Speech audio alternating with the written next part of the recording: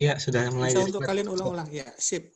Sudah, dokter. Nah, pada siang hari ini ya kita akan kuliah mengenai metabolisme karbohidrat.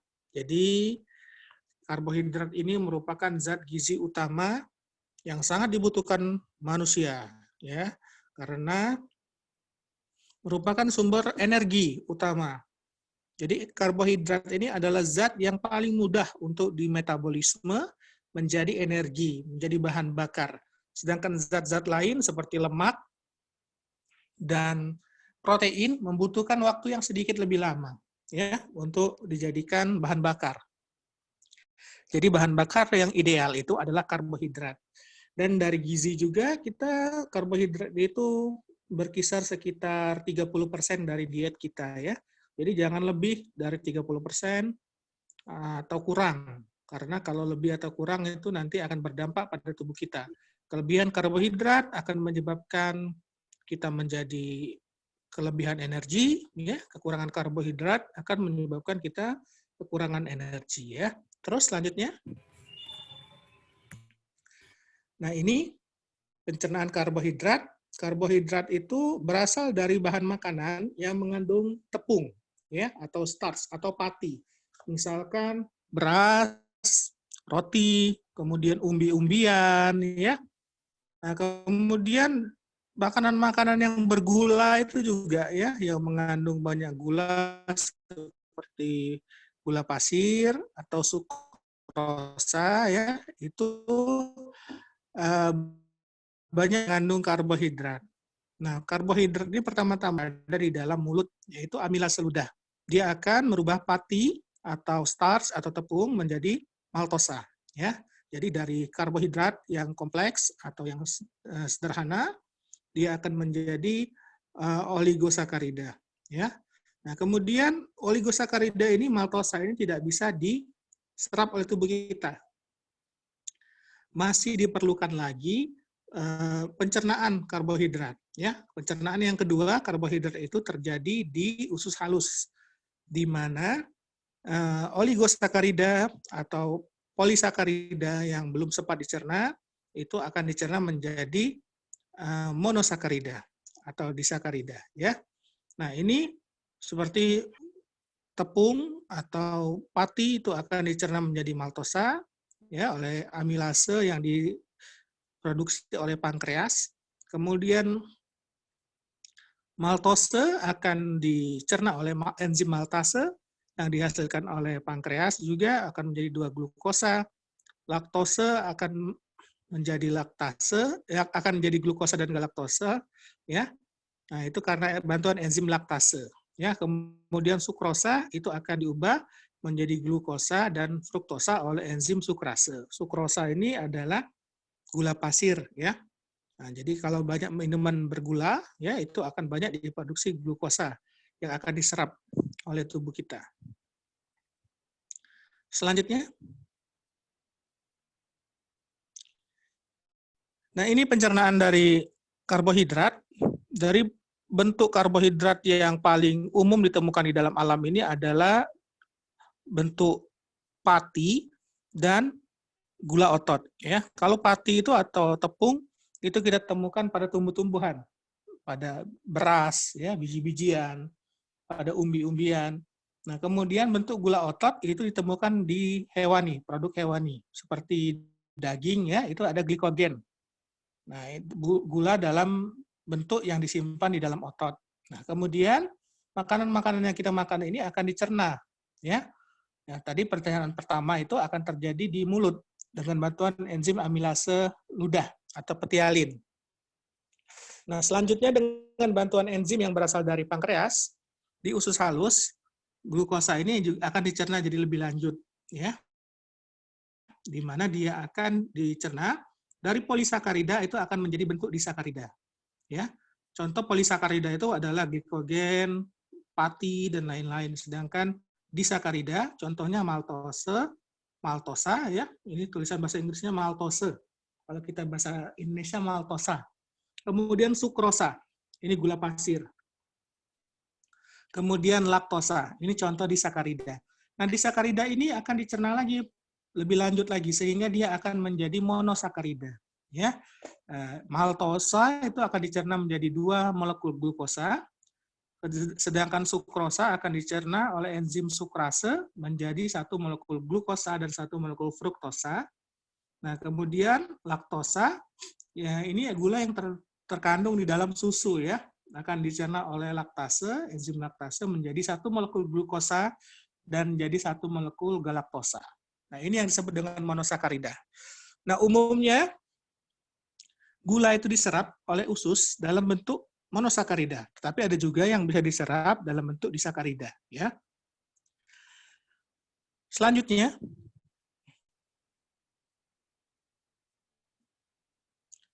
nah ini jalur utama penggunaan glukosa. Jadi glukosa dari makanan yang kita makan sehari-hari itu, jika dia berlebihan, ya tidak dibutuhkan oleh tubuh sebagai energi, maka dia akan disimpan, ya.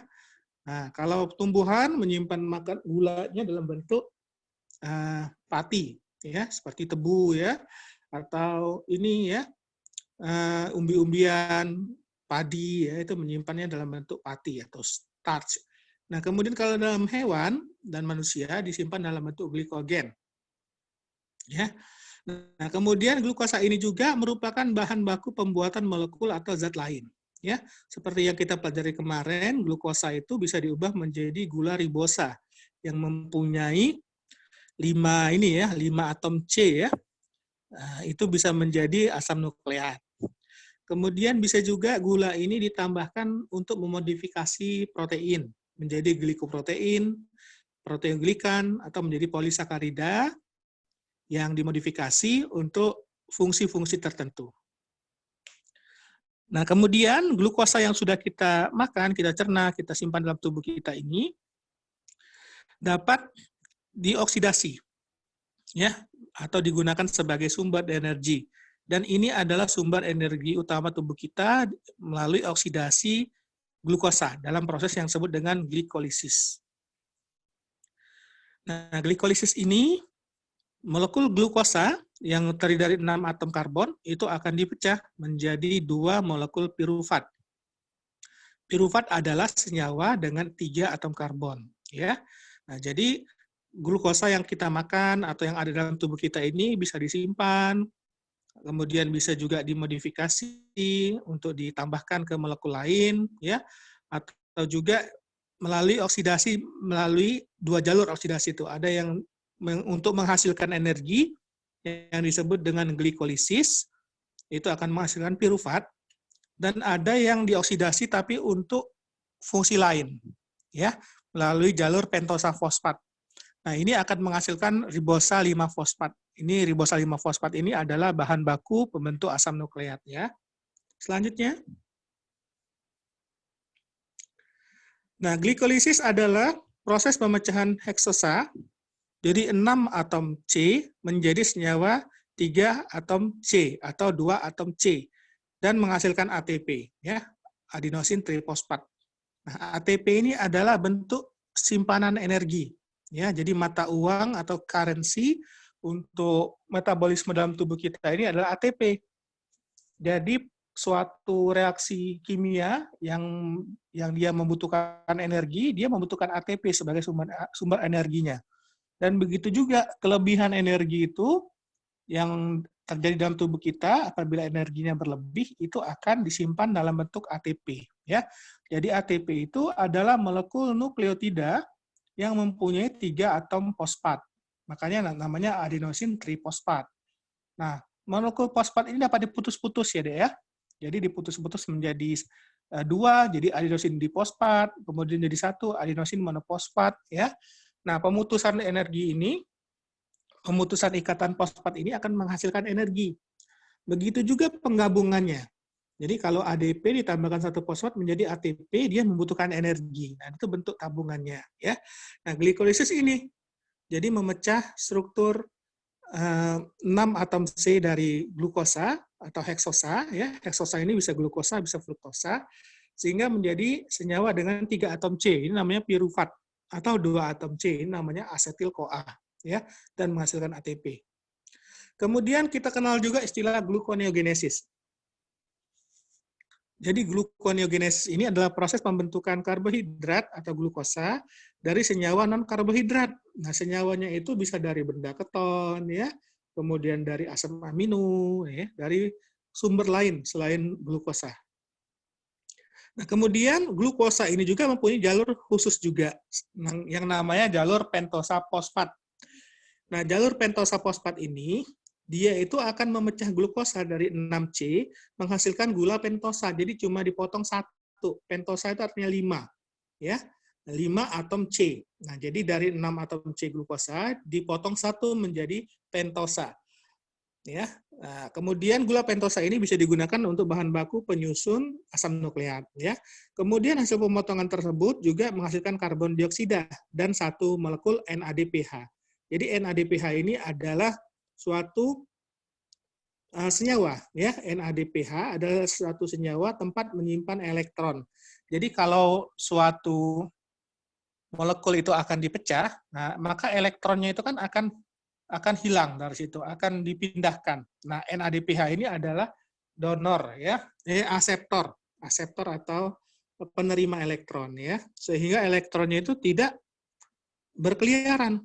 Nah, kalau elektron ini hasil pemecahan dari suatu molekul itu berkeliaran, nah itu sangat berbahaya karena dia akan menjadi radikal bebas, ya.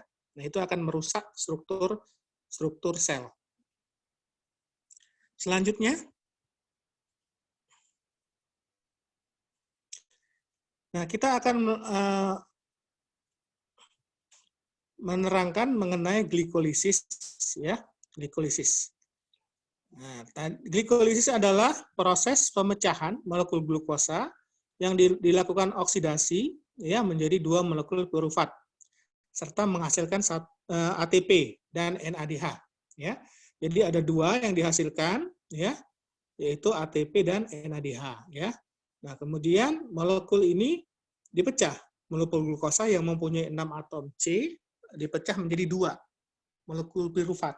Ya, dia mempunyai 3 atom C.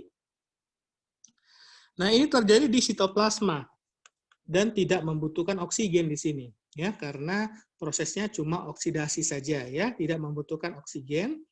Dari 2 fase. Fase pertama adalah persiapan. Jadi ibarat kalian mau memulai pekerjaan, ini ada modalnya, ya.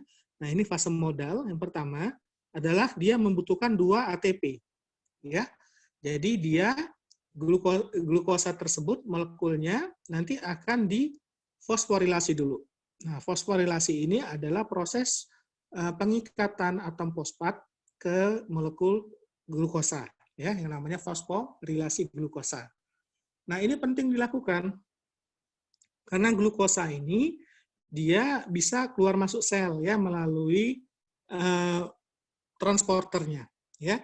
Jadi glukosa itu akan masuk ke dalam sel melalui 2 transporter. Yang pertama adalah GLUT, glukosa transporter. Yang kedua adalah SGLT, ya.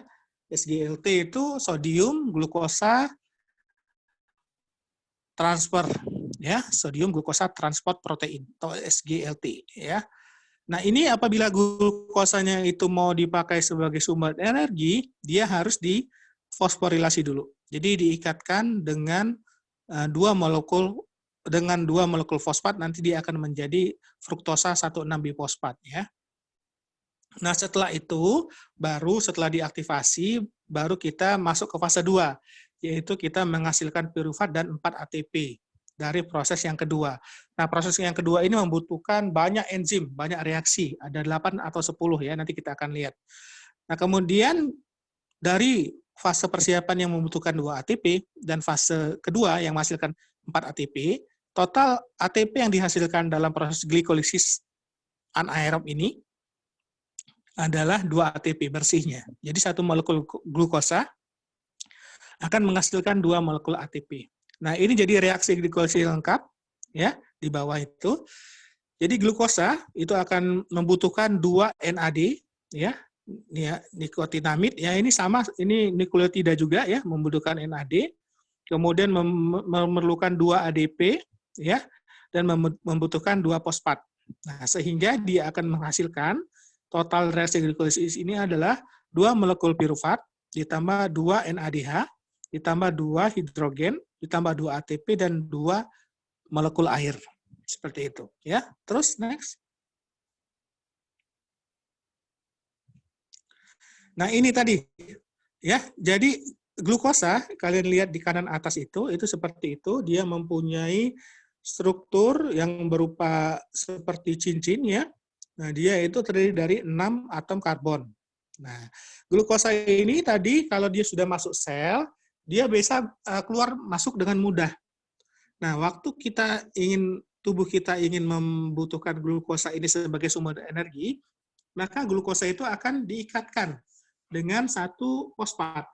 Ya, di sebelah kiri atas itu kita akan mengikatkan satu fosfat ke dalam glukosa, sehingga glukosa itu di posisi atom C nomor 6 dia akan mengikat satu fosfat, satu molekul fosfat, sehingga menjadilah dia glukosa 6 fosfat.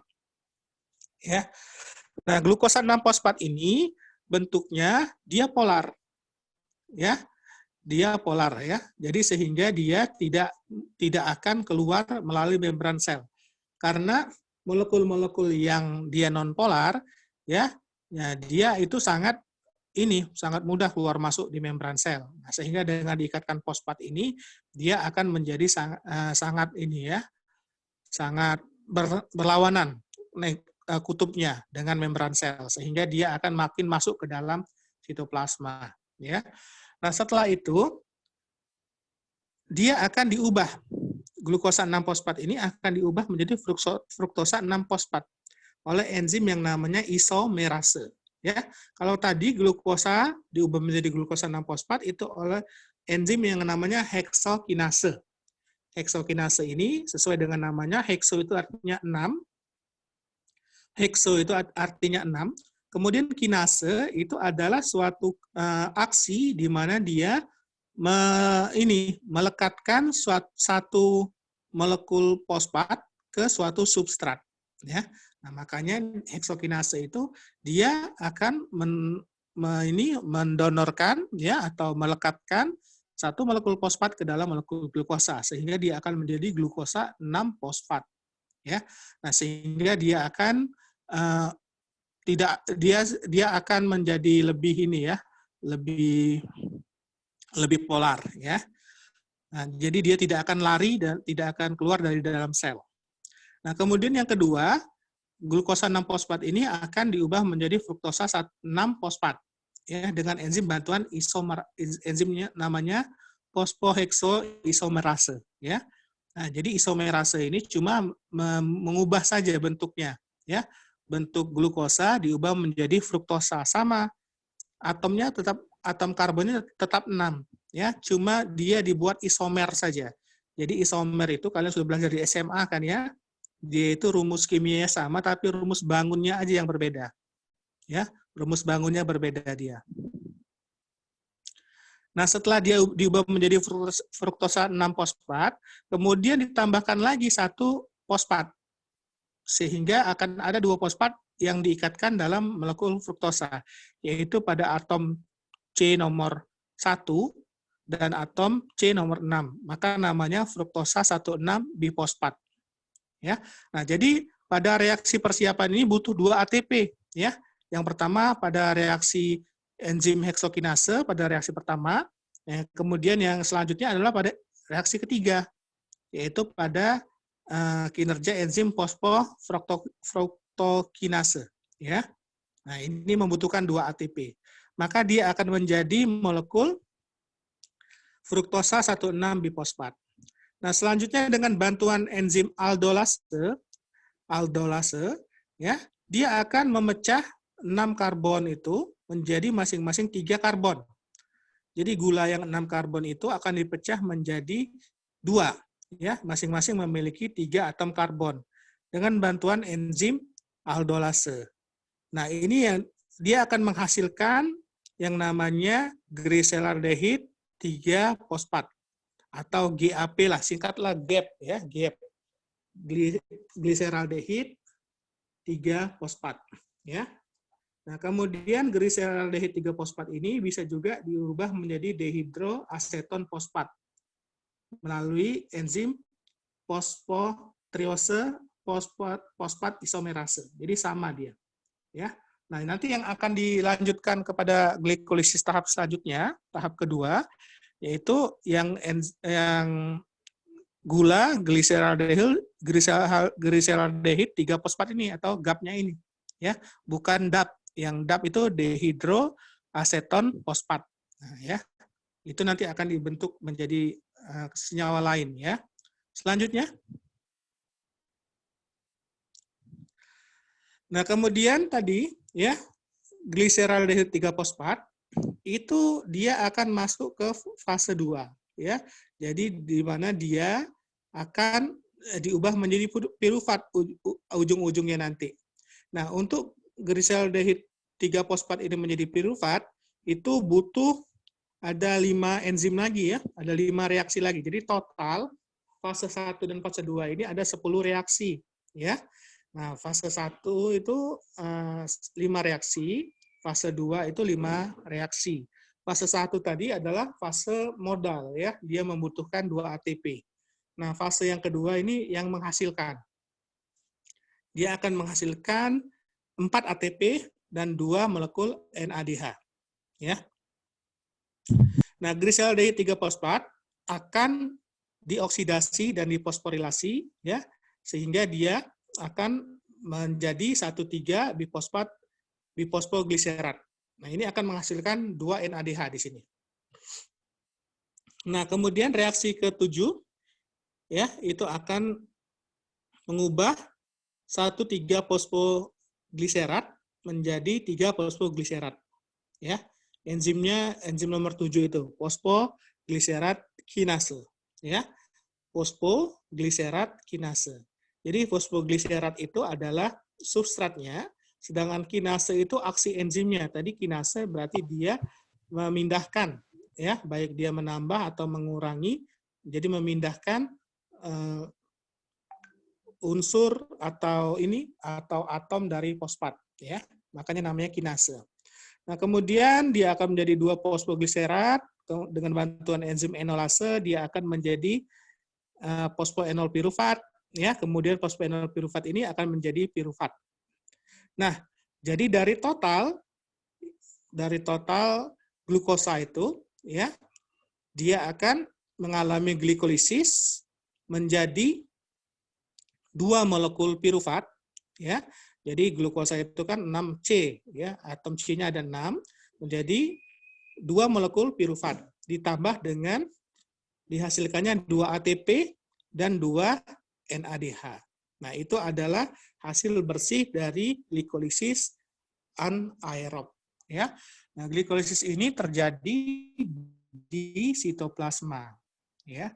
Nanti piruvatnya ini akan diubah menjadi asetil-CoA, ya, baru dia bisa masuk siklus asam sitrat yang terjadi di dalam mitokondria. Selanjutnya, next.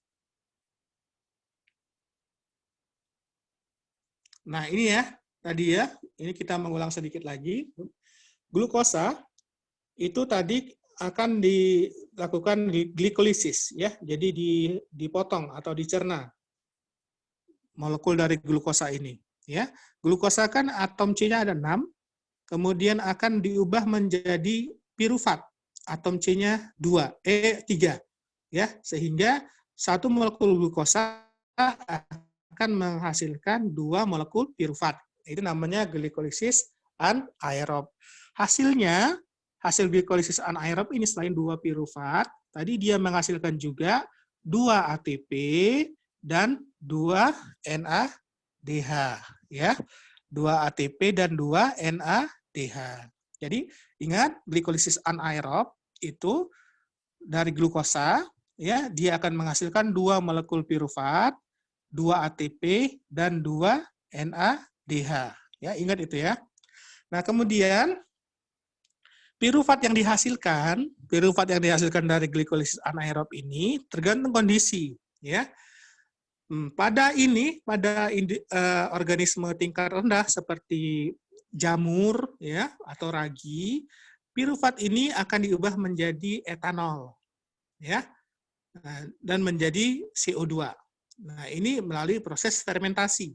Jadi proses fermentasi itu adalah proses pengubahan pirufat menjadi etanol.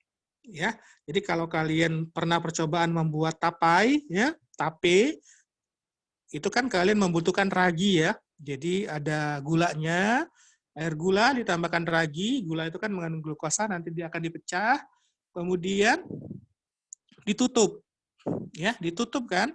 Kalau buat tape itu kita ingin mengkondisikan menjadi hipoksia atau kekurangan oksigen, sehingga raginya akan bekerja lebih cepat.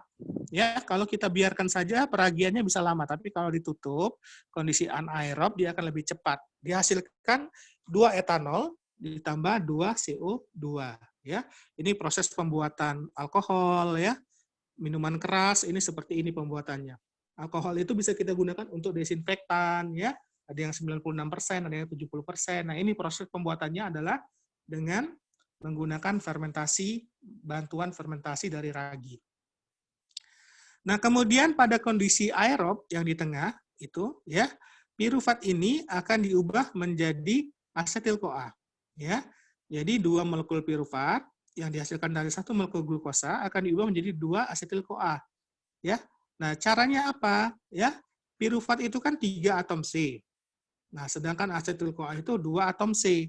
Maka akan dipotong 1 atom karbonnya, atom C-nya dipotong, sehingga atom C-nya itu akan dibuang dalam bentuk CO2. Ya. Nah, jadi piruvat itu 3 atom C, sedangkan asetil-CoA itu 2 atom C. Nah, asetil-CoA ini nanti dia bisa masuk ke siklus asam sitrat. Ya. Asetil-CoA ini yang dihasilkan dia bisa masuk ke mitokondria. Di dalam mitokondria, organel khusus untuk menghasilkan energi, nanti dia akan ikut siklus asam sitrat. Dia akan digabungkan dengan oksaloasetat, ya, sehingga dia akan masuk siklus asam sitrat. Ini akan menghasilkan 4CO2 dan 4H2O. Ya. Nah, kemudian pada kondisi anaerob, misalkan pada kondisi di mana kita membutuhkan energi yang cepat, ya, ke kondisi aerob ini agak lama dia prosesnya karena dia panjang ya. Nah, pada kondisi di mana kita membutuhkan energi yang cepat dalam waktu yang sangat singkat ya, ini bisa dilakukan pemecahan piruvat menjadi laktat ya. Nah, piruvat menjadi laktat. Nah, ini terjadi pada sel-sel otot ya dan sel darah merah. Nah, sehingga pada saat kita berlari, bergerak, atau berjalan, ya, nah ini sel-sel otot kita yang sedang bekerja itu membutuhkan energi cepat. Makanya dia mengubah piruvat menjadi laktat. Nah, laktat ini dia dapat menyebabkan rasa lelah dan letih. Ya. Jadi kalau menumpuk di dalam otot, laktat ini bisa menyebabkan rasa capek. Ya. Makanya kalau kita merasa capek atau lelah harus istirahat, ya. Selanjutnya, nah selanjutnya adalah glikolisis Embden-Meyerhof, ya, yaitu oksidasi glukosa menjadi piruvat, ya, dalam keadaan aerob atau menjadi laktat pada keadaan anaerob. Nah ini terjadi pada semua bagian sel, ya, di semua bagian sitosol dalam sel. Ya, jadi di semua jaringan ini terjadi oksidasi glukosa ini.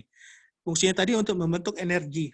Ya, jadi glikolisis aerob itu piruvat itu menghasilkan piruvat dan piruvatnya ini dapat diubah menjadi asetil-CoA. Selanjutnya asetil-CoA ini akan dioksidasi lebih lanjut dalam siklus asam sitrat sehingga menghasilkan banyak energi yang dalam bentuk NADH dan FADH2. Ya. Nah, NADH dan FADH ini nanti dia akan ikut di dalam rantai transfer elektron di mitokondria sehingga nanti akan menghasilkan ATP yang banyak, ya. Nah, sedangkan pada kondisi anaerob itu piruvat itu langsung diubah menjadi laktat, ya. Jadi transfer elektronnya tidak terjadi di sini karena itu membutuhkan oksigen sebagai akseptor elektron terakhir. Ya, nah, pada kondisi anaerob dia tidak lakukan glikolisis aerob sehingga hanya mengubah pirufat menjadi laktat. Dan ATP yang dihasilkan hanya sedikit, cuma 2 ATP saja. Ya. Terus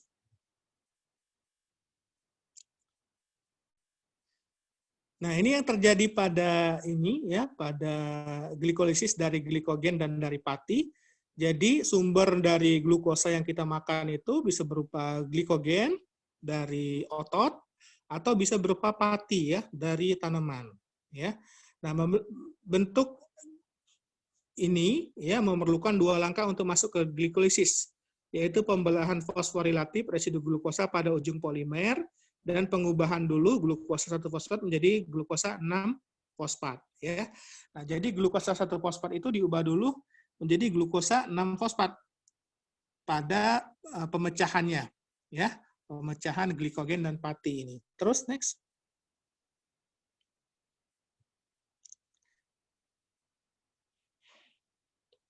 Nah, ini gambar ya.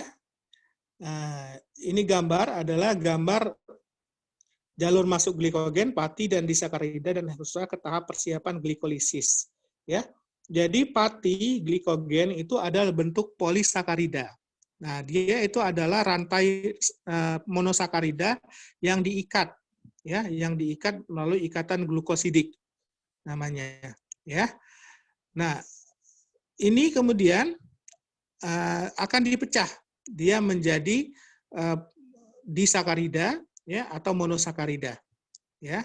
Nah, bentuk utama untuk melakukan glikolisis itu adalah bentuk glukosa atau bentuk fruktosa ya. Bentuk utama untuk dilakukan glikolisis itu adalah dia dibentuk menjadi glukosa dulu, kemudian bisa selanjutnya menjadi fruktosa. Nah, bahan makanan yang mengandung laktosa ya, yang akan mengandung laktosa, dia akan diubah menjadi glukosa. Ya. Nah, kemudian glukosa itu akan diubah menjadi glukosa 6 fosfat. Nah, glikogen dan pati ya yang ada terdapat di dalam makanan kita yang bersumber dari makanan itu akan mengalami yang namanya hidrolisis dulu ya. Jadi dipotong-potong dulu, dilakukan hidrolisis dengan bantuan enzim alfa amilase. Sehingga glikogen tadi dia akan berubah menjadi glukosa, dipotong-potong menjadi lebih kecil. Begitu juga dengan starch ya. Dia akan menjadi glukosa 1,6 fosfat atau bisa menjadi glukosa 6 fosfat ya. Nah, bagaimana dengan gula yang kita peroleh dari susu ya. Nah, gula yang kita peroleh dari susu itu akan dicerna oleh enzim laktase menjadi D-galaktosa ya. Nah, galaktosa ini kemudian akan diubah menjadi UDP galaktosa dan kemudian menjadi UDP glukosa. Nah, kemudian dia akan menjadi glukosa 1 fosfat ya. Nah, begitu juga yang lebih ini ya, yang lebih sering kita makan itu misalkan gula pasir, sukrosa. Sukrosa itu akan diubah oleh enzim sukrase, dia menjadi glukosa dan fruktosa ya. Nah, dari glukosa dia akan diubah menjadi glukosa 6 fosfat oleh enzim heksokinase. Nah, kemudian dari fruktosa dia langsung akan menjadi fruktosa 6 fosfat oleh bantuan enzim heksokinase juga. Ya. Nah, selanjutnya baru dia akan masuk ke 5 tahap pertama tadi. Tahap awal atau fase 1 dari glikolisis yang akan menghasilkan gliseraldehid 3 fosfat atau GAP tadi. Ya, seperti itu. Nah, jadi ujung-ujungnya semua bahan makanan yang mengandung gula itu akan diubah menjadi glukosa atau menjadi fruktosa. Laktosa pun dia akan diubah menjadi galaktosa sehingga galaktosa kemudian akan diubah menjadi glukosa akhirnya ya. Begitu juga gula-gula yang lebih rumit misalkan manosa ya, itu akan diubah menjadi fruktosa. Jadi dia bila ingin diutilisasi atau ingin dijadikan sebagai sumber energi, dia harus dibentuk menjadi bentuk glukosa atau dibentuk menjadi fruktosa ya. Nah, dari glukosa akan dilakukan fosforilasi menjadi glukosa 1 fosfat, kemudian glukosa 6 fosfat, ya. Kemudian dari glukosa 6-fosfat akan jadi fruktosa 6-fosfat. Fruktosa 6-fosfat akan ditambahkan satu lagi ATP menjadi fruktosa 1,6-bifosfat. Nah, baru dia akan nanti menjadi DAP, GAP ya, glyceraldehyde 3-fosfat. Nah, inilah nanti yang akan diubah menjadi pirufat. Ya, Dek ya. Seperti itu. Terus next. Nah, ini jadi di dalam pencernaan kita itu akan terjadi pemutusan ya rantai glikogen. Nah, glikogen itu adalah gula yang dihubungkan dengan dengan gula yang lainnya dengan ikatan 1,6 glikosidik. Ya, ikatan glikosidik. Jadi atom C nomor 1, glukosa, molekul glukosa yang awal diikatkan dengan atom C nomor 6, glukosa yang selanjutnya ya, sehingga dia akan menjadi glikogen.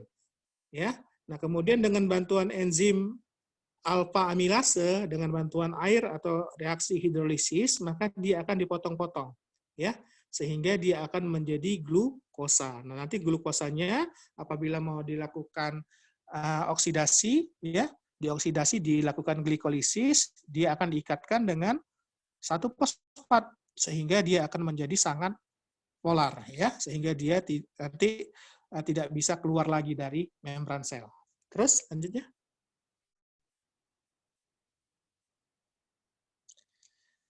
Nah, ini NADH.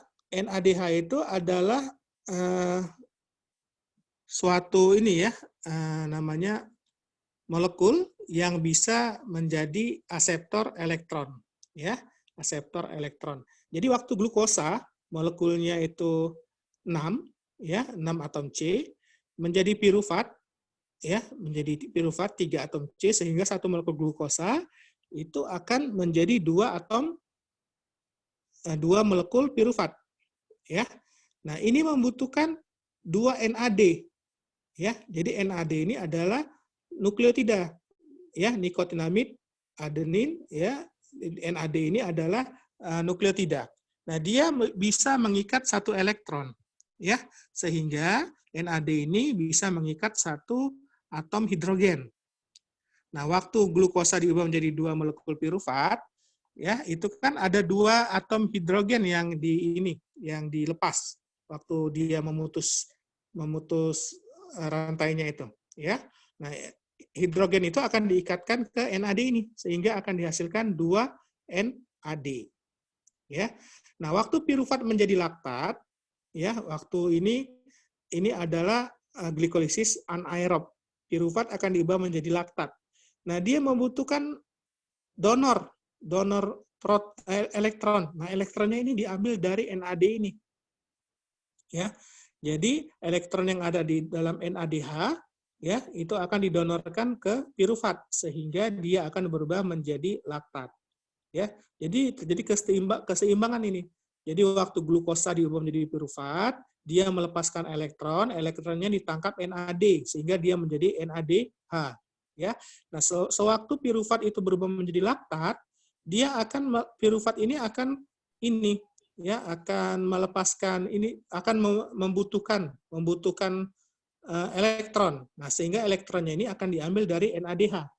Ya, sehingga NADH ini akan menyumbangkan elektronnya dan dia akan menjadi NAD kembali.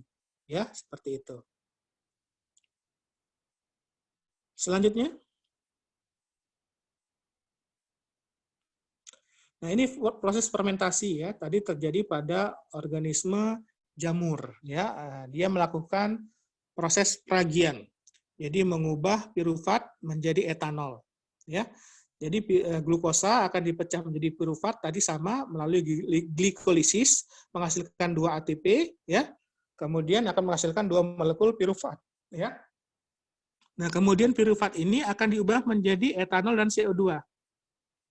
Ya, dengan bantuan enzim pirufat dekarboksilase ya. Jadi dengan cara dia mengeluarkan karbon dioksida dari pirufat. Jadi pirufat ini akan dikeluarkan karbon dioksidanya sehingga dia akan menjadi asetaldehid ya. Nah, asetaldehid ini kemudian dia akan menambahkan menambahkan elektronnya ya. berupa ion hidrogen, dua ion hidrogen sehingga akan menjadi etanol. Ya, nah etanol ini adalah bahan yang berguna ya. Jadi ada gunanya etanol ini untuk desinfektan, bisa untuk bahan bakar ya, bioetanol. Nah, bioetanol itu seperti ini membuatnya ya. Jadi dari gula kemudian akan diglikolisis secara anaerob, kemudian akan menjadi pirufat. Nah, piruvatnya ini akan diubah menjadi etanol ya. Selanjutnya. Nah, selanjutnya adalah gluconeogenesis. Jadi gluconeogenesis adalah proses perubahan atau produksi glukosa dari bahan-bahan yang bukan berupa karbohidrat ya. Nah, bahan-bahannya bisa berupa asam amino glukogenik, bisa dari laktat, dari gliserol atau propionat. Jadi bukan dari glukosa ya. Nah, tempat utamanya adalah di hati dan di ginjal. Nah, jadi tergantung tempatnya di mana ya. Jadi tempat utama dari gluconeogenesis ini adalah hati dan ginjal. Nah, ini sangat penting, proses gluconeogenesis ini adalah untuk mempertahankan kadar gula darah, kadar glukosa darah. Jadi pada saat kita puasa atau tidak makan, gula akan menurun, kadar glukosa dalam darah akan menurun. Nah, makanya tubuh akan melakukan proses gluconeogenesis, jadi membuat glukosa dari bahan-bahan non-karbohidrat. Nah, apabila ini tidak berjalan, proses ini, maka bisa terjadi yang namanya hipoglikemia, ya, di mana kadar gula dalam darah, kadar glukosa dalam darah akan terus turun dan akan menyebabkan terjadinya disfungsi otak, koma, bahkan bisa meninggal. Ya. Jadi fungsi utama dari gluconeogenesis ini adalah meningkatkan kadar glukosa darah untuk kebutuhan normal sel. Jadi glukosa darah itu dijaga senantiasa agar dia kadarnya 90 sampai 120 mg per desiliter ya. Jadi jangan sampai kurang dari 90, 80 itu sudah sangat rendah. Ya. Jadi lebih dari 120 juga sudah tinggi itu ya. Selanjutnya. Nah, ini adalah tadi ya proses perubahan dari glikogen ya. Ini gluconeogenesis ya. Jadi dari bahan-bahan yang bukan berupa karbohidrat itu bisa dibentuk glukosa, ya, menjadi glukosa 1-fosfat gitu, ya. Nah, bahan-bahannya ini bisa berasal dari laktat, ya. Nah, laktat ini bisa diubah menjadi pirufat, ya, kemudian naik ke atas, dia menjadi gliseraldehid 3-fosfat atau GAP. Dari GAP dia menjadi fruktosa 1,6-bifosfat, naik lagi ke atas bisa menjadi glukosa 1-fosfat dan akhirnya menjadi glukosa, ya. Atau bisa diambil dari gliserol. Nah, gliserol ini adalah bentuk alkohol dari lemak, ya. Jadi asam lemak dan gliserol itu akan membentuk yang namanya fatty acid, ya. Nah, ini gliserol ini bisa diubah menjadi dehidroksiaseton fosfat atau tadi yang namanya DAP. Ya, nah DAP ini bisa diubah menjadi gliseraldehid 3-fosfat atau GAP, kemudian bisa menjadi fruktosa 1,6-bifosfat juga bisa. Nah, kemudian kalau sudah dari situ dia bisa naik ke atas sehingga diubah lagi menjadi glukosa. Nah, begitu juga asam amino. Contohnya adalah oksaloasetat ya. Oksaloasetat ini dia akan diubah menjadi fosfogliserat, kemudian naik ke atas menjadi GAP dan menjadi fruktosa 1,6-bifosfat, selanjutnya akan menjadi glukosa lagi. Ya, jadi bahan-bahannya tadi bisa dari asam amino glukogenik, bisa dari laktat, bisa dari gliserol atau propionat. Ini akan diubah menjadi glukosa. Tujuannya adalah untuk mempertahankan kadar gula darah atau kadar glukosa normal untuk kebutuhan sel. Karena kalau sel tidak mendapat suplai glukosa, dia akan kekurangan energi ya. Karena energi dia itu umumnya dari metabolisme glukosa. Selanjutnya, ya, jadi tadi sudah kita membahas 2 jalur dari metabolisme glukosa, yaitu yang pertama glikolisis, yang kedua adalah gluconeogenesis. Glikolisis itu adalah pemecahan molekul glukosa menjadi lebih sederhana, sedangkan gluconeogenesis adalah proses pembuatan kembali glukosa dari bahan-bahan non-karbohidrat. Nah, selanjutnya yang ketiga adalah jalur pentosa fosfat. Jadi glukosa itu bisa masuk ke jalur ini, yaitu jalur alternatif, di mana jalur ini berlangsung di sitosol atau di dalam yang namanya sitoplasma. Ya. Nah, enzim yang terlibat itu adalah J6PD, glukosa 6PD, kemudian transketolase dan transaldolase. Nah, ini dibagi menjadi dua, yaitu oksidatif itu menghasilkan NADPH. Jadi dia akan menghasilkan NADPH. Nah, kemudian yang non-oksidatif akan menghasilkan prekursor ribosa.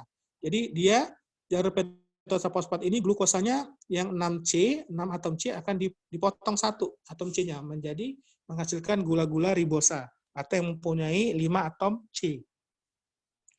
Nah, kemudian hasil dari oksidatifnya adalah menghasilkan NADPH, ya. Nah, fungsinya adalah menghasilkan NADPH ini sebenarnya, ya. Fungsi dari jalur pentosa fosfat itu ada dua, menghasilkan NADPH dan menghasilkan gula ribosa. NADPH ini akan digunakan untuk sintesis asam lemak dan steroid. Kemudian NADPH ini juga digunakan untuk merecharge atau mengisi ulang glutathione. Ya, glutathione itu adalah suatu antioksidan alami yang dimiliki oleh tubuh. Nah, jadi kalau sudah dipakai antioksidannya itu, dia akan kekurangan fungsinya. Makanya dia akan di-recharge atau diisi ulang oleh NADPH. Ya. Nah, kemudian defisiensi enzim glukosa 6-fosfat dehidrogenasa atau G6PD akan menyebabkan darah mudah menjadi hemolisis. Nah, ini pada orang-orang yang mengalami kelainan genetik, ya, defisiensi enzim. Ini menyebabkan anemia hemolitik. Selanjutnya, terus. Jadi ada dua jalur ya, pentosa fosfat tadi. Yang pertama jalur non-oksidatif. Jalur non-oksidatif, yang kedua adalah jalur oksidatif. Kalau yang non-oksidatif tadi menghasilkan gula-gula ribosa, ya. Nah, kalau yang oksidatif menghasilkan NADPH, ya. Nah, itu dari molekul glukosa 6-fosfat, dia akan dia akan menghasilkan NADPH, ya. Jadi NADPH ini dihasilkan dari recharge NADP, ya. NADP itu adalah molekul yang dia bisa menerima elektron. Setelah dia menerima elektron satu, dia akan menerima elektron tersebut dan menjadi NADPH. Ya, nah NADPH inilah yang nanti akan dia mereduksi glutathione. Ya, jadi glutathione yang sudah tereduksi GSSG itu sudah terpakai untuk menawarkan proses radikal bebas, ya. Jadi radikal bebas itu adalah molekul yang dia sangat agresif karena kekurangan satu elektron. Nah, molekul glutathione atau GSH ini, ya, glutathione, itu adalah molekul yang mempunyai kemampuan untuk memberikan satu elektronnya kepada molekul radikal, sehingga dia akan berkurang radikalnya atau hilang sifat radikal tersebut, ya. Nah, kemudian GSH atau glutathione ini setelah dia mendonorkan satu elektronnya, dia akan berubah menjadi GSSG, ya. GSSG. Nah, GSSG inilah yang akan nanti di recharge atau mendapatkan satu elektron dari NADPH sehingga dia akan menjadi kembali GSH atau glutathione yang fungsional, ya. Nah, NADP yang sudah dipakai ya itu akan mendapatkan elektron lagi dari proses oksidatif ini. Oksidatif dari glukosa 6-fosfat menjadi 6-fosfoglukonat, ya. Jadi jalur pentosa fosfat. Jalur pentosa fosfat ini sangat penting. Ya. Jadi ini glutathione ini penting dipakai waktu tubuh kita mengalami stres oksidatif, misalkan saat sakit atau saat infeksi di tubuh kita, ya, membutuhkan banyak glutathione ini agar sel-sel tubuh kita tidak rusak. Makanya waktu sakit itu harus banyak mengkonsumsi karbohidrat, ya, banyak makan. Jadi produksi NADPH-nya akan banyak sehingga akan banyak juga glutathione yang bisa diisi ulang, ya, seperti itu, ya. Nah, kemudian jalur yang non oksidatif dia akan menghasilkan ribosa 5-fosfat yang akan menjadi ribosa 5-fosfat. Nah, ini akan menjadi nukleotida, menjadi koenzim, menjadi DNA atau RNA, ya. Nah, jadi nukleotida, koenzim, DNA, RNA ini dihasilkan dari bahan baku glukosa, ya. dari jalur pentosa fosfat. Selanjutnya, nah ini ya sintesis karbohidrat dari bahan sederhana. Nah ini terjadi pada tumbuh-tumbuhan ya, pada tumbuhan dan pada hewan juga bisa terjadi. Jadi pada hewan kita manusia dan hewan itu laktat itu bisa jadi ubah menjadi pirufat ya, kemudian menjadi fosfoenol pirufat dan kemudian menjadi glukosa dan fosfat ya. Nah, ini yang namanya proses gluconeogenesis ya. Begitu juga asam amino glukogenik ya, ini juga bisa kita lakukan. Kemudian dari triasil gliserol. Nah, jadi dari hewan dan manusia itu bisa menghasilkan glukosa melalui bahan-bahan yang berasal bukan dari karbohidrat. Contohnya laktat, asam amino glukogenik, dan triasil gliserol atau gliserol. Ini nama prosesnya adalah gluconeogenesis. Nah, sedangkan tumbuhan ini adalah makhluk yang autotrof ya, dia bisa membuat makanannya sendiri. Jadi dari fiksasi CO2 di udara, ada kemampuan untuk mengikat CO2 dia di udara, kemudian akan menjadi 3 fosfogliserat. Nah, kemudian dia akan menjadi energi, menjadi glukosa 6 fosfat dan disimpan dalam bentuk cadangan makanan. Kalau umbi-umbian disimpan dalam umbi, ya. Kalau buah-buahan disimpan dalam buah, ya. Tanaman penghasil buah disimpan dalam buah. Tanaman yang menghasilkan gula dalam batangnya seperti tebu, ya, bit dan lain-lain itu akan menyimpan kelebihan glukosanya dalam batangnya, ya. Seperti itu. Terus nah, selanjutnya kita akan mengenal yang namanya respirasi. Ya. Jadi respirasi itu adalah proses pertukaran, ya, pertukaran transfer energi sebenarnya. Ya, jadi ada 3 tahap. Yang pertama adalah glikolisis, sudah kita jelaskan tadi, yaitu pemotongan atau dia ini ya pencernaan molekul glukosa menjadi asetil-CoA. Ya. Nah, kemudian tahap kedua adalah oksidasi asetil-CoA. Ini melalui siklus Krebs. Nanti kita akan bahas sebentar lagi. Dan yang ketiga adalah transfer elektron dan fosforilasi oksidatif. Nah, ini adalah tahapan lebih lanjut lagi, di mana hasil dari siklus Krebs, yaitu yang berupa NADH dan FADH2, ini merupakan pembawa dari elektron yang akan ditransfer ke rantai elektron, ya, yang ada di mitokondria, sehingga akan menghasilkan ATP yang sangat banyak. Selanjutnya, nah siklus asam sitrat ini adalah reaksi yang terjadi di mitokondria, ya. Nah, jadi asetil-CoA tadi yang sudah dihasilkan dari glikolisis anaerob itu akan dibawa masuk ke mitokondria. Nah, selanjutnya asetil-CoA ini dia akan bergabung dengan oksaloasetat, ya, masuk ke dalam siklus asam sitrat yang akan membentuk banyak sekali NADH, FADH2, dan GTP. Ini adalah akibat dari enzim dehidrogenase, ya. Jadi enzim-enzim yang menarik hidrogen dari molekul asetil-CoA, ya. Nah, siklus asam sitrat ini merupakan dia seperti terminal, ya, terminal dari berbagai macam metabolisme, baik itu metabolisme karbohidrat, lemak maupun protein, ya. Kemudian enzim-enzim terletak di matriks mitokondria, dia bebas atau terikat pada membran dalam mitokondria. Nah, kemudian akan menghasilkan NADH, FADH2, ini akan masuk ke rantai pernafasan sehingga akan dihasilkan ATP yang sangat banyak, ya. Selanjutnya, jadi secara garis besar reaksinya itu satu molekul asetil-CoA itu akan bergabung dengan oksaloasetat, ya. Asetil-CoA ini atom karbonnya 2. Kemudian bergabung dengan oksaloasetat yang atom karbonnya 4 menjadi sitrat, ya. Sitrat ini atom karbonnya 6.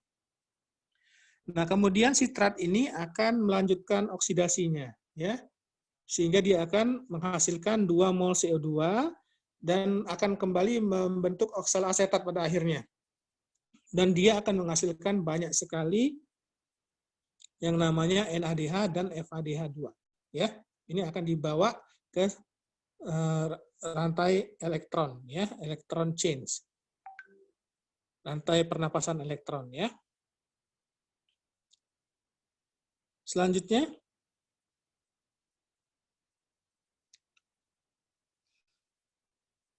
nah ini adalah gambaran butiran glikogen yang disimpan dalam hepatosit. Ya, tadi kita lihat bahwa glukosa apabila dia tidak dibutuhkan sebagai sumber energi, maka dia dapat disimpan di dalam otot atau di dalam hati dalam bentuk glikogen.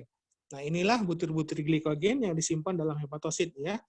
Dia berbentuk butiran-butiran seperti itu. Terus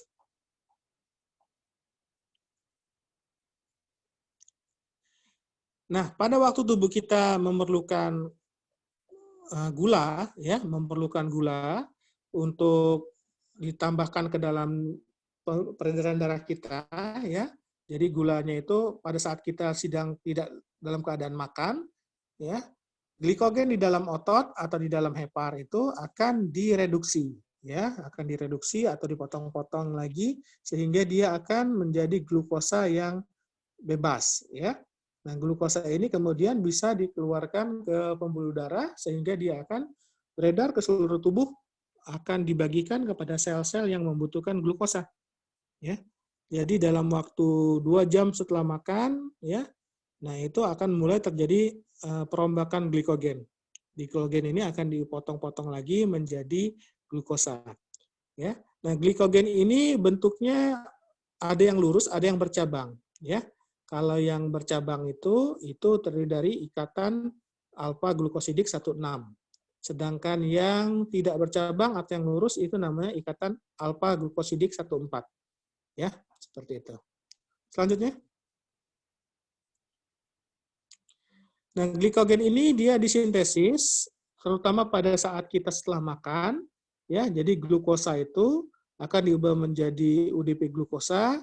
Nah, kemudian akan selanjutnya diikatkan kepada ujung-ujung ini, ya, ujung-ujung gula, ya.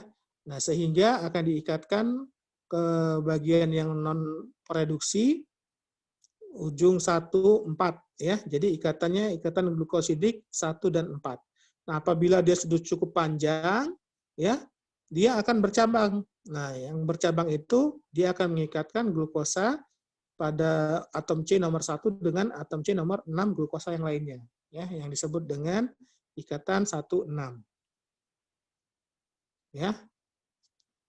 Seperti yang digambar di bawah ini, ya. Nah, ini ikatan 1,6 itu bercabang, ya. Jadi glukosa itu dalam bentuk glikogen dia akan bercabang-cabang seperti ranting-ranting gitu, ya. Nah, yang bercabang itu adalah ikatan 1,6. Nah, sedangkan yang lurus ikatannya itu adalah ikatan 1,4. Ya. Selanjutnya. Habis ya? Dari penjelasan berikut ini mungkin ada pertanyaan? Adik-adik silakan. Izin bertanya, Dok.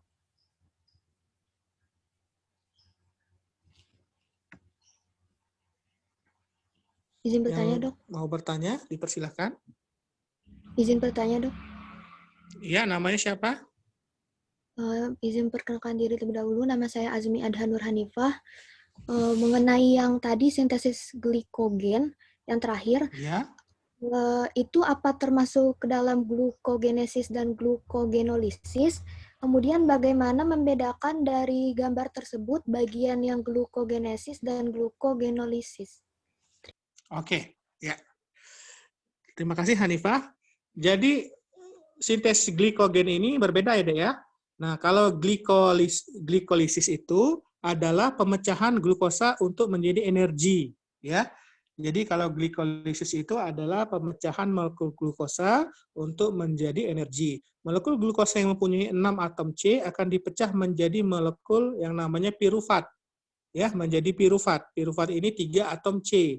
Nah, dia satu molekul glukosa akan menjadi 2 molekul pirufat. dan akan dihasilkan 2 ATP, ya.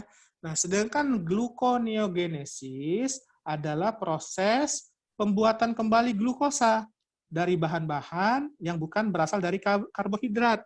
Contohnya laktat, ya. Nah, laktat ini dia akan masuk ke siklus Krebs, ya. Laktat ini diubah dulu jadi pirufat dulu.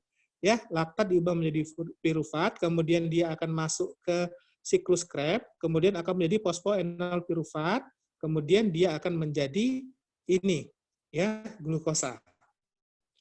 Nah, begitu juga dengan asam amino glukogenik, ya.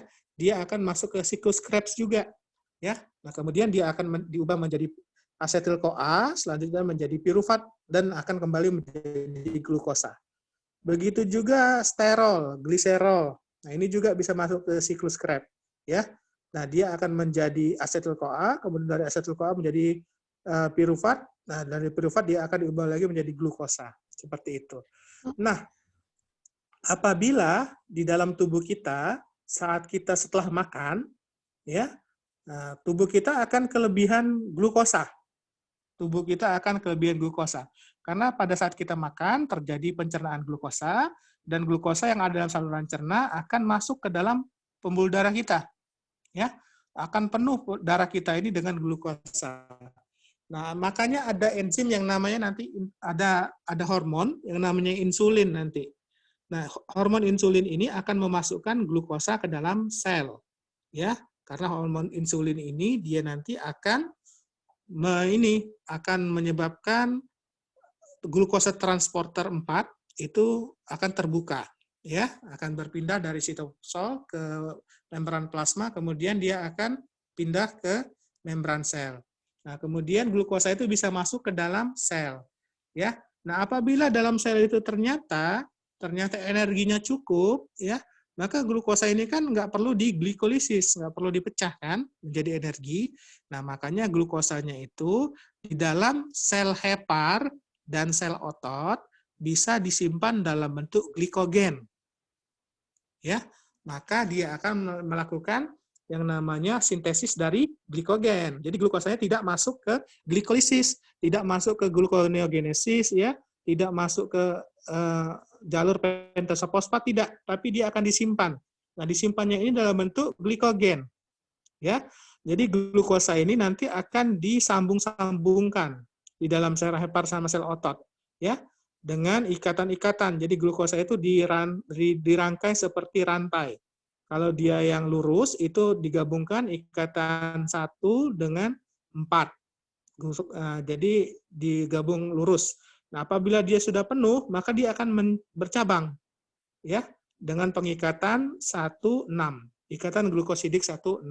Nah, sewaktu-waktu kalau kadar glukosa darah turun atau sel itu memerlukan glukosa sebagai sumber energi, cadangan ini nanti akan dipotong-potong, akan dilisis lagi cadangan ini, ya, akan dipotong-potong glikogen ini menjadi glukosa yang bebas. Seperti itu. Bagaimana? Ya, baik dok, terima kasih. Mungkin mau izin bertanya lagi, di sintesis glikogen Ya, ini boleh. apa ada yang namanya glikogenesis dan glikogenolisis? Kalau glikogenesis itu pembentukan glukosa. Ya, glikogenesis itu pembentukan glukosa. Ya. Nah, ini pembentukan glukosa ini dari bahan yang glukosa sendiri, itu glikogenesis namanya, ya. Nah, manusia ini nggak bisa biasanya, ya, glikogenesis itu yang bisa tumbuhan, tapi gluconeogenesis bisa, ya. Manusia itu adalah makhluk yang ada autotrof, ada satu lagi heterotrof. Nah, kita heterotrof, ya. Jadi kita membutuhkan bahan makanan. Nah, kita nggak bisa membuat sendiri ininya, ya. Glukosa itu harus kita dapatkan itu dalam bentuk dalam bentuk makanan atau dari bahan lain, baik itu berupa asam amino glukogenik, gliserol atau laktat dan lain-lain. Seperti itu. Tapi kalau membuat glukosa, glikogenesis, itu cuma tumbuhan yang bisa. tumbuhan punya kemampuan untuk memfiksasi karbon dioksida.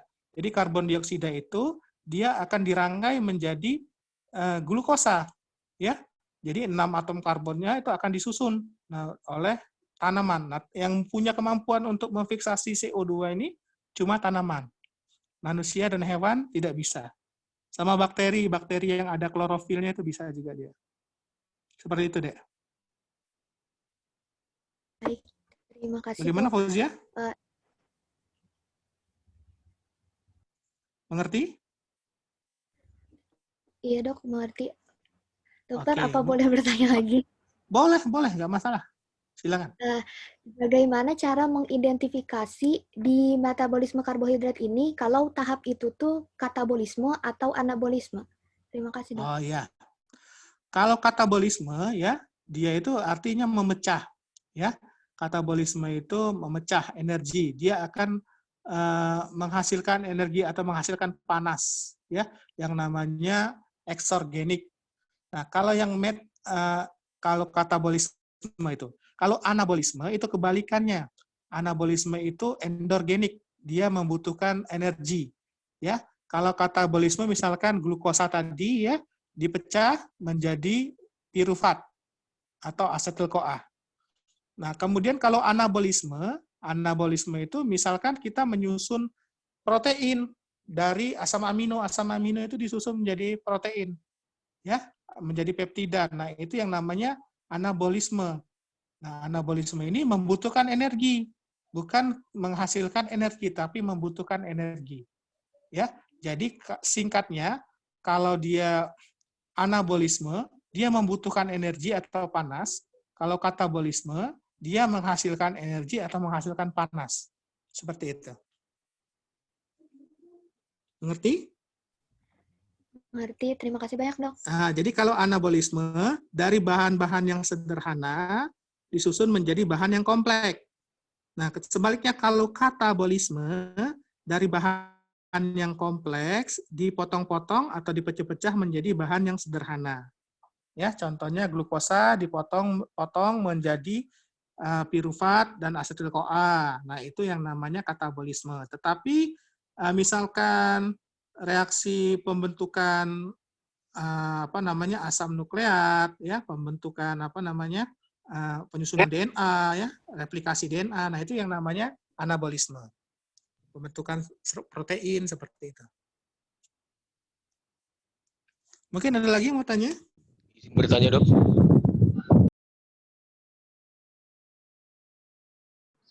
Namanya siapa? Namanya? Baik, izin perkenalkan diri. Nama saya Ahmad Fatin Alfarisi dengan NPM 2018011110. Izin bertanya, Dok. Silakan, Farizi. Ya. Baik.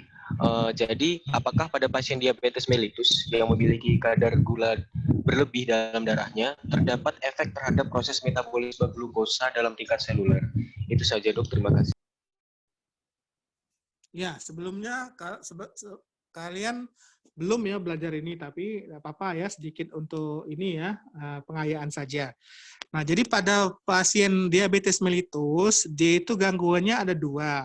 Gangguan itu yang namanya diabetes tipe 1, di mana dia kekurangan insulin. Ya, jadi insulinnya itu tidak diproduksi. Yang kedua adalah namanya resistensi insulin. Jadi reseptor insulinnya tidak bereaksi dengan insulin, sehingga glukosa juga tidak bisa masuk sel. Ya, nah baik pada penderita diabetes tipe 1 maupun tipe 2, glukosanya ini tidak bisa masuk ke dalam sel, sehingga di dalam sel itu kekurangan glukosa. Nah, maka nanti dia akan lebih mengaktifkan metabolisme lemak. Ya, jadi sebagai cadangan bahan bakar, lemaknya ini nanti yang akan dipakai untuk di metabolisme, akan dibentuk energi dari lemak yang namanya beta oksidasi asam lemak.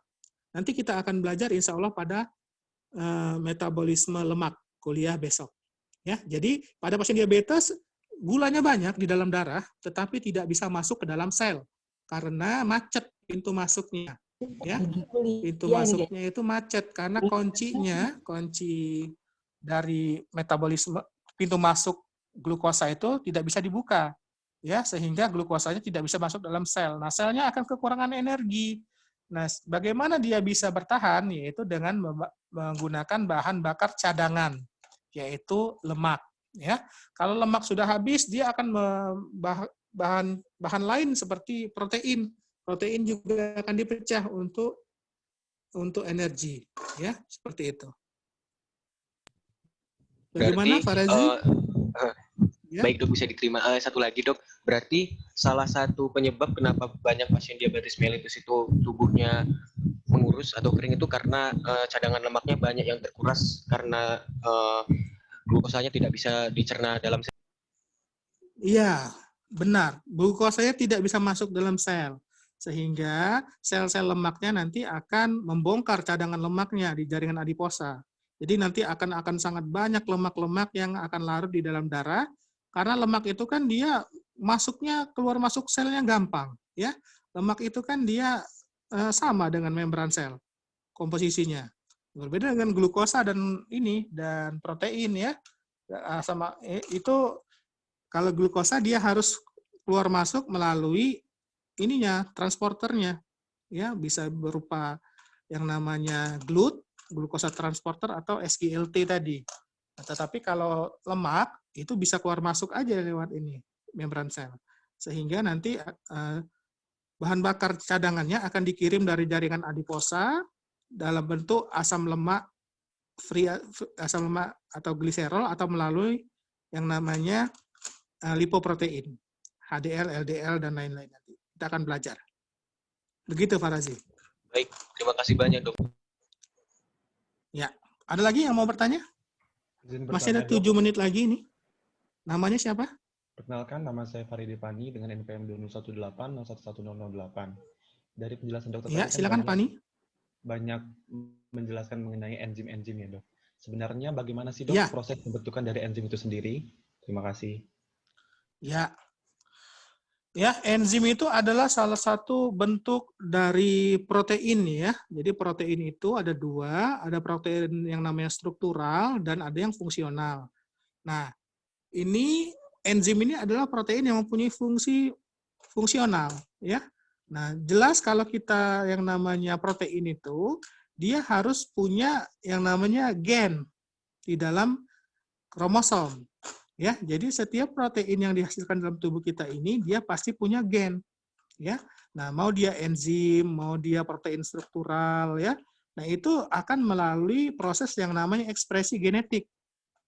Nah, ekspresi genetik ini yang nanti akan menyebabkan produksi atau dibentuknya suatu enzim atau protein-protein, ya.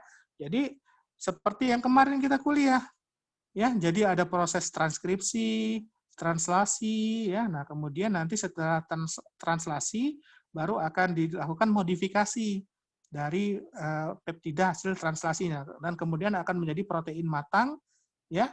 Nah, kemudian protein matang ini dia bisa berupa enzim atau bisa berupa protein struktural.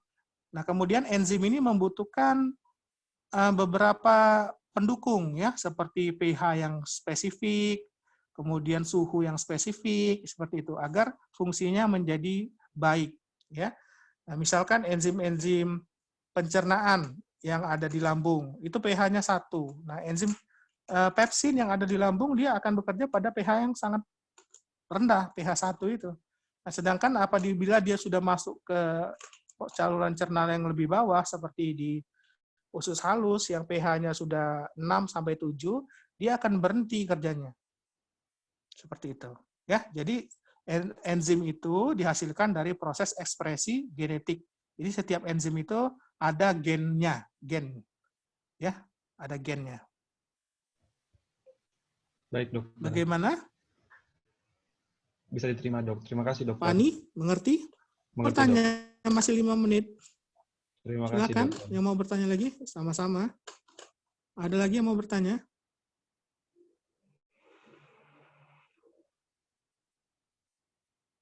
Izin bertanya. Ada lagi yang mau bertanya?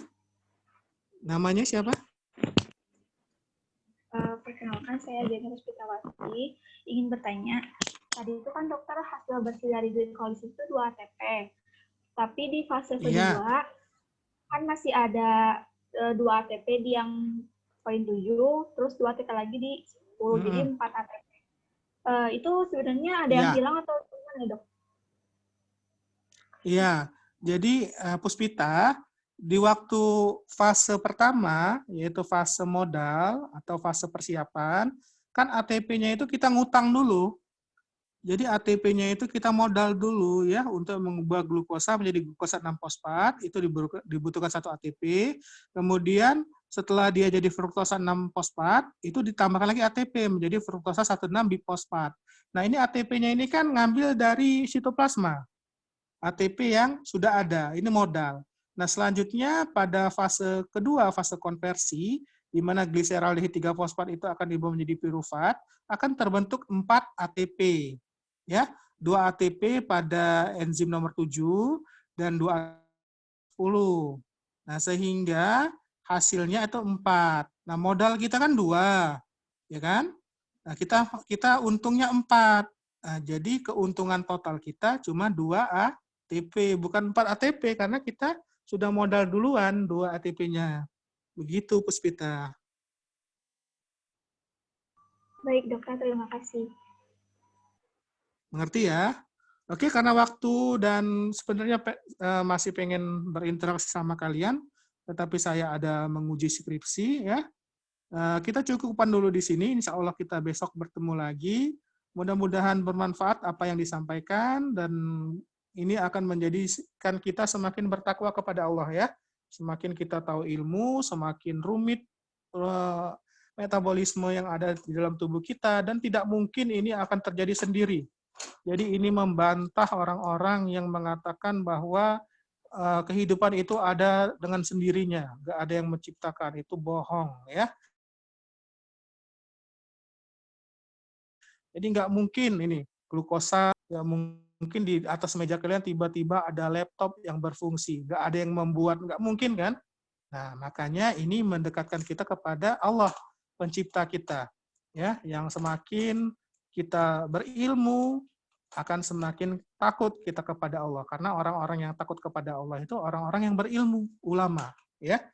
Nah, mudah-mudahan bermanfaat. Kita tutup. Subhanakallahumma wa bihamdika asyhadu an la ilaha illa anta astaghfiruka wa atubu ilaik. Wassalamualaikum warahmatullahi wabarakatuh.